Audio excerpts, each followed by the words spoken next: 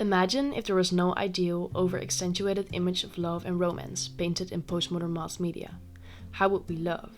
Would it be purer, more authentic? What would we do differently?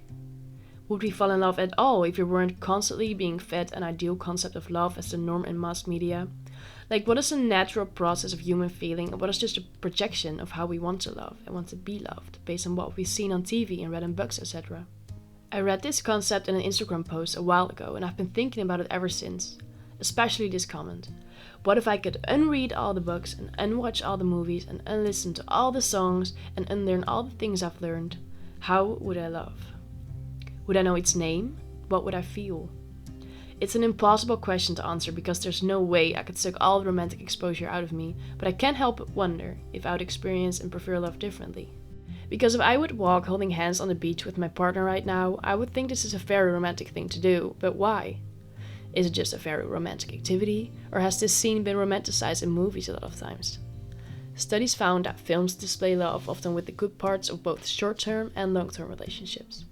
So a relationship will constantly be new and exciting, but also deep and meaningful at the same time. And if couples face difficulties, these will pass quickly and will leave no lasting scars. This portrayal rarely reflects real life, but could significantly influence how media consumers set their own expectations of real-life relationships, which has been demonstrated in multiple studies. People might recognize the fact that giant gestures such as building a house like in a notebook or performing an act like Patrick did in 10 Things I Hate About You might be exaggerated images of what love should be. But I think nobody is completely immune to the inevitable influence love and media has on our perspective of love. Because what you see, know and experience will shape that perspective, and media such as movies will play an important role in this, especially if you're young and don't have many romantic experiences of your own for comparison. This might sound negative as it makes your view on love less original, but the depiction of romantic relationships can have a very positive influence when portrayed realistically or from unique perspectives. It can normalize and explain the more difficult parts of relationships, broaden your view of what a romantic relationship could look like, and provide insights in how other people experience certain behavior such as jealousy, protectiveness, breaking up or being broken up with. For example, in 500 Days of Summer, where Tom and Summer meet as colleagues at work and soon start dating. Casually, because Summer implied she doesn't want anything serious. We see the story through Tom's eyes, a hopeless romantic who falls hard for Summer. But in the end, he has to face the hard truth. Summer does not want a relationship. At least not with him. Because later she gets engaged with someone else. This movie highlights how a relationship that feels perfect for one person doesn't necessarily feel the same for the other. A bitter pill to swallow, but one I bet many viewers can relate to. Whether you've been or will be Summer or Tom in a relationship, this movie offers insights into how the other person might be reasoning.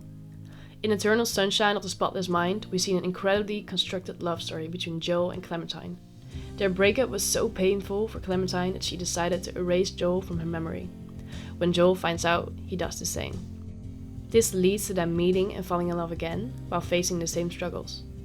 Though this scenario is far from realistic, the film shows relationship struggles and the pain of loss in a deeply human way. The filmmakers show that failure is an essential, precious part of a romantic experience. It's only human to want that pain to go away, but the film suggests that literally making it so would only offer some short-term relief, but with unanticipated long-term consequences. The movie ends beautifully, with both characters accepting their flaws and deciding to try either way.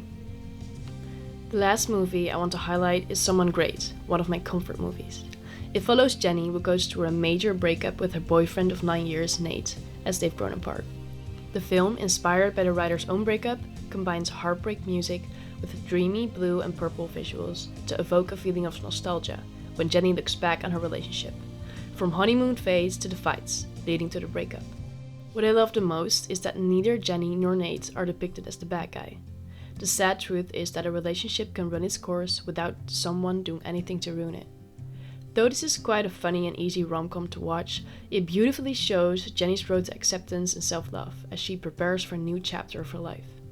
I'm not stating the movies I mentioned are the most realistic or the best examples for understanding real romantic relationships.